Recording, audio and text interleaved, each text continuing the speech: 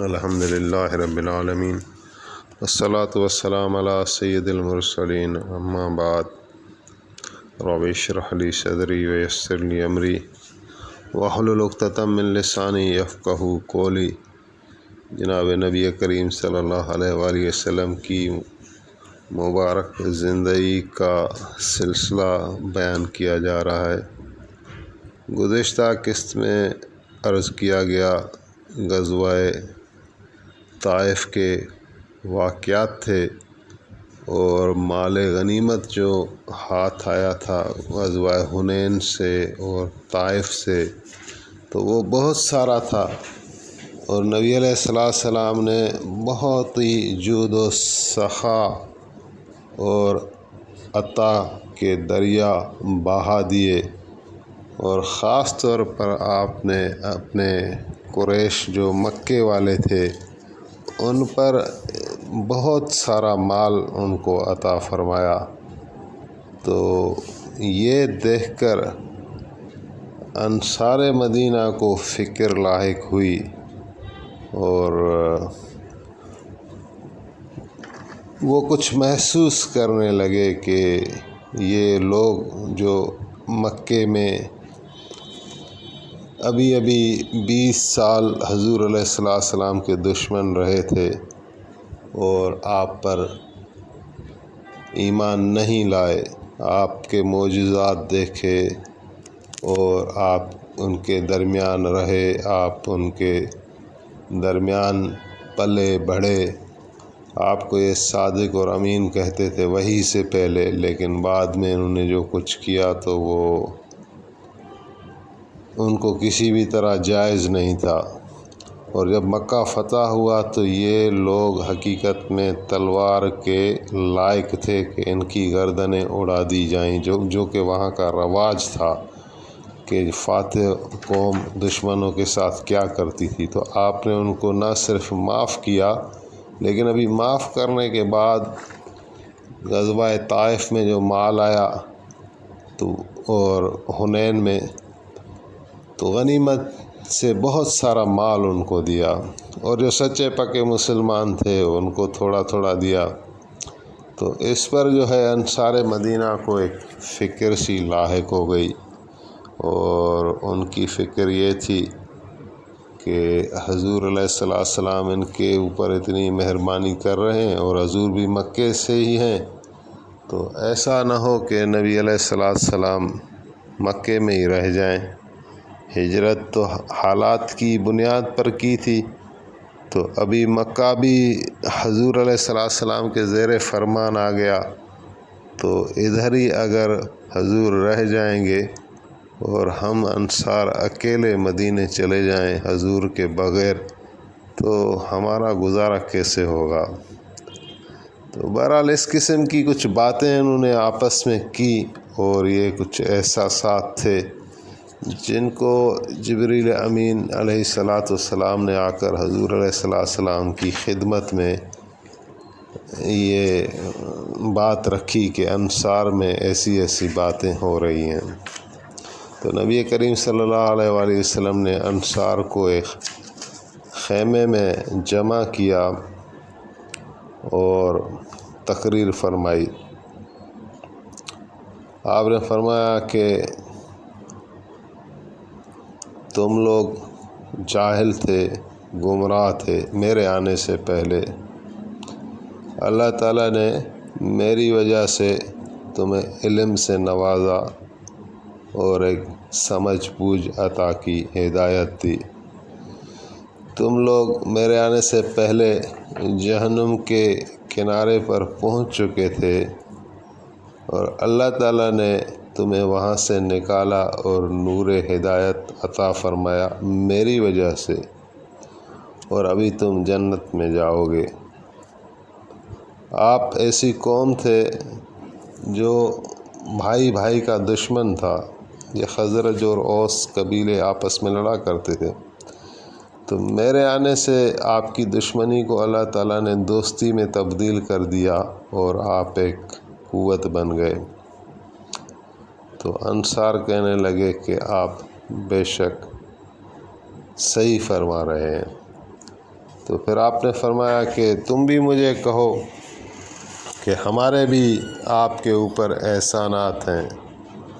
تو انصار کہنے لگے کہ یا رسول اللہ ہماری کیا مجال ہے، ہم آپ کو ایسا کہیں۔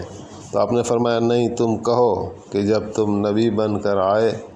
تو تمہاری قوم نے تمہارا انکار کیا، تمہاری تکذیب کی، اور ہم نے تمہاری تصدیق کی۔ کوئی تمہیں مدد دینے کے لیے تیار نہیں تھا، ہم نے تمہاری مدد کی، تم پر ایمان لے آئے۔ تمہاری اپنی قوم نے تو تمہیں وطن سے بے وطن کر دیا، لیکن ہم نے جو ہے وہ اپنے جی میں آپ کو جگہ دی اور آپ کو مالدار بنا دیا، اور آپ خوف زدہ تھے تو ہم نے آپ پر پہرا دے کر آپ کو سلامت رکھا۔ تو جب یہ آپ تقریر فرما رہے تھے تو انصار جو ہے وہ سارے رو رہے تھے اور آپ کے مبارک ہاتھوں کو چوم رہے تھے، آپ کے مبارک پاؤں کو چوم رہے تھے، اور وہ بالکل ان کی کیفیت جو ہے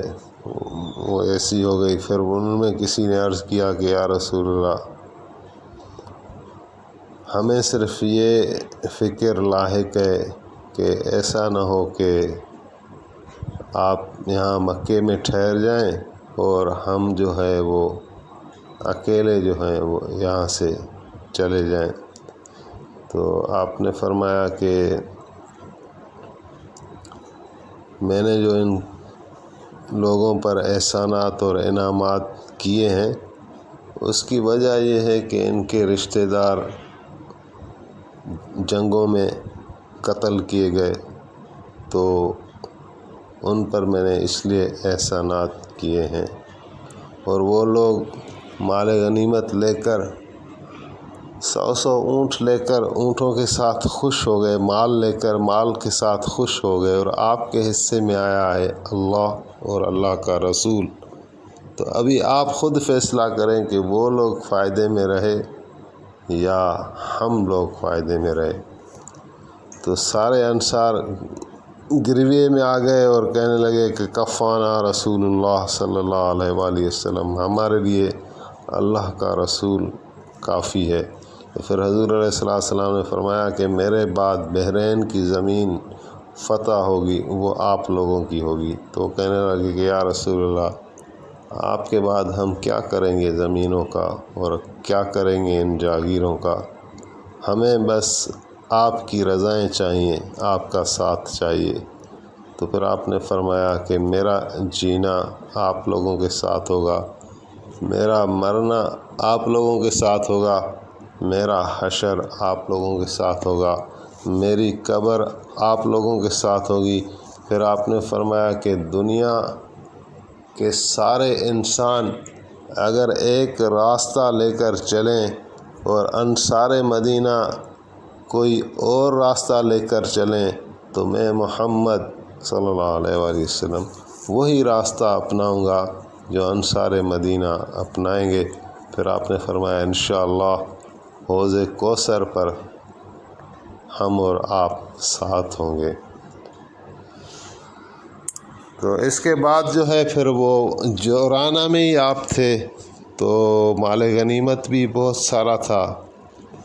تو کافی دن آپ نے انتظار کیا، 10 دن آپ نے انتظار کیا، لیکن وہ قبیلہ آیا نہیں۔ حوازن کے کچھ قبیلے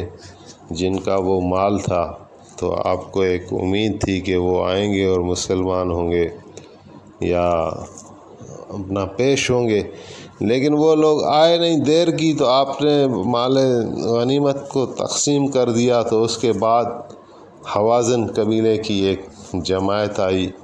اور حضور علیہ السلام کے ہاتھ پر وہ اسلام لے آئے اور عرض کرنے لگے کہ ہمارے دوسرے بھائی بھی مسلمان ہوئے ہیں، اور اس جنگ میں ہمارا بہت نقصان ہوا ہے، اور ہماری عورتیں بچے قیدی بنائے گئے ہیں، اور ہمارا مال و اسباب سارا جو ہے وہ مسلمانوں کے ہتھے چڑھ گیا ہے۔ تو جماعت کا ایک رئیس تھا خطیب ابو یرکان ظہیر بن سعد سعدی، وہ ادب سے عرض کرنے لگا کہ یا رسول اللہ، ہم وہ قبیلہ ہیں کہ آپ نے ہمارے ہاں پرورش پائی ہے، اور میں آپ کا رضائی چچا ہوں، اور یہ آپ کی رضائی خالہ زاد خالہ ہیں۔ اور ایسے وہ عرض کرنے لگا کہ آج اللہ تعالیٰ نے آپ کو ایک دیدار عطا کیا ہے اور آپ عزت کے صاحب ہیں، تو آج آپ ہم پر خاص رحم فرمائیں اور ہمارے مال اور ہمارے قیدی ہمیں واپس دلوائیں۔ تو آپ نے فرمایا کہ مجھے آپ لوگوں کے لیے بڑی عزت ہے، لیکن آپ لوگوں نے دیر کی، میں انتظار کرتا رہا، ابھی تو مال اور قیدی جو ہیں وہ بٹ چکے ہیں، تو آپ ایک چیز کو پسند کر لو کہ میں وہ آپ کو لوٹا دوں، کہ یا تو آپ اپنا مال لے لیں یا اپنے قیدی لے لیں۔ تو وہ عرض کرنے لگے کہ یا رسول اللہ، اپنے لوگ چھوڑ کر ہم مال کیسے لے سکتے ہیں، ہمیں اپنے لوگ دے دیں۔ تو آپ نے فرمایا کہ ٹھیک ہے، جو بنی عبد المطلب کے حصے میں ہیں وہ میں نے آپ کو دے دیے، یعنی مال اور قیدی جو بھی تھا۔ باقی پھر آپ نے فرمایا کہ ظہر کی نماز میں مجھے یاد دلانا بعد ظہر، تو میں دوسرے مسلمانوں کو بھی آپ کی طرف سے سفارشی بن کے کہہ دوں گا۔ تو آپ نے پھر ظہر کی نماز کے بعد مسلمانوں میں اعلان کیا کہ ان کو جو ہے اپنے قیدی اور مال ہم بنی ہاشم والوں نے واپس کیے ہیں، تو میں آپ کو بھی سفارش کرتا ہوں، یہ مسلمان ہو گئے ہیں، آپ کے بھائی ہو گئے ہیں، تو ان کو واپس کریں۔ لیکن ابھی جو نئے مسلمان ہوئے تھے، بنو تمیم کا ایک سردار تھا اقرع بن حابس، اور بنی فزارہ کا ایک سردار تھا اوینا، انہوں نے کہا کہ ہم جو ہے وہ اپنا حصہ نہیں دیں گے۔ تو پھر حضور علیہ السلام نے فرمایا کہ جو ابھی ان کو جو ایک اونٹ دے گا واپس، تو اگلا جو مال غنیمت ہاتھ آئے گا تو اس میں اس کو 6 اونٹ دیے جائیں گے۔ تو آخرکار حضور علیہ السلام کی دلچسپی کو دیکھ کر انہوں نے اپنا وہ مال واپس دے دیا، اور اسی طرح بنی حوازن کو یہ اپنے مال اور قیدی سارے مل گئے۔ تو اسی اثنا میں حضور علیہ السلام نے حوازن والوں سے پوچھا کہ مالک بن عوف کا کیا حال ہے، جس نے اپنے آپ کو طائف میں بند کر دیا تھا، جو سردار تھا۔ تو پھر آپ نے فرمایا کہ اگر مالک ہمارے پاس آ جائے تو ہم اس کو اس کے قیدی بھی واپس دیں گے، اس کا مال بھی واپس دیں گے، اور اس کے علاوہ بھی ہم 100 اونٹ اس کو بطور ہدیہ دیں گے۔ تو یہ خبر جو ہے حوازن والے لوگوں نے مالک بن عوف کو پہنچائی، تو وہ بہت خوش ہوا، اور حضور علیہ السلام ابھی جورانہ میں تشریف رکھتے تھے، وہ بھی آ کر پیش ہوا اور مسلمان ہوا۔ تو آپ نے اپنے وعدے کے مطابق اس کو قیدی بھی دیے، مال بھی دیا، اور 100 اونٹ اس کو اپنی طرف سے عطا فرمائے۔ اور اس میں بھی علماء کرام کا اختلاف ہے کہ یہ آپ جو 100 اونٹ دے رہے تھے، تو گویا یہ مال غنیمت جو درمیان تھا مسلمانوں کا تھا اس میں دے رہے تھے، یا اپنا جو آپ خمس مبارک نکالتے تھے اس میں دے رہے تھے۔ تو اس میں الگ الگ علماء کے رائے ہیں، واللہ اعلم۔ تو اسی طرح آپ وہاں سے پھر جورانہ سے واپس آئے مکۃ المکرمہ، تو آپ نے احرام باندھا اور عمرہ ادا کیا، اور اس کے بعد عتاب بن اسید کو آپ نے مکے میں امیر مقرر فرمایا۔ حضرت معاذ بن جبل رضی اللہ تعالیٰ عنہ اور حضرت موسیٰ اشعری رضی اللہ تعالیٰ عنہ کو قرآن پاک سکھانے کے لیے وہاں مقرر کیا، اور ان کا کچھ وظیفہ بھی مقرر کیا۔ اور مکے کا جو رئیس تھا ابو سفیان ابن حرب، ان کو نبی کریم صلی اللہ علیہ وآلہ وسلم نے یمن کے کسی علاقہ غرانہ کا والی اور گورنر مقرر کیا، اور پھر آپ وہاں مکۃ المکرمہ کا جو سفر تھا جس میں مکہ فتح ہوا تھا اس سے واپسی اختیار کی، تو بیچ میں یہ غزوہ حنین اور طائف بھی آ گئی، یہ سارے واقعات آ گئے۔ تو اس کے بعد آپ جب واپس آئے ہیں تو یہ یا تو ذوالقعدہ کی آخری تاریخ تھی یا ذوالحج کی پہلی تاریخ تھی، جب کہ آپ مدینہ منورہ میں واپس آپ نے داخل ہوئے مدینۃ المنورہ میں۔ تو مکہ جو فتح ہوا تھا رمضان میں، رمضان، شعبان، ذوالقعدہ، ذوالحج، تو تقریباً یہ 3 مہینے آپ جو ہے اسی سفر میں رہے، مبارک سفر میں، اور مکہ بھی آپ کے زیر فرمان ہو گیا۔ تو انشاءاللہ اس کی جو مزید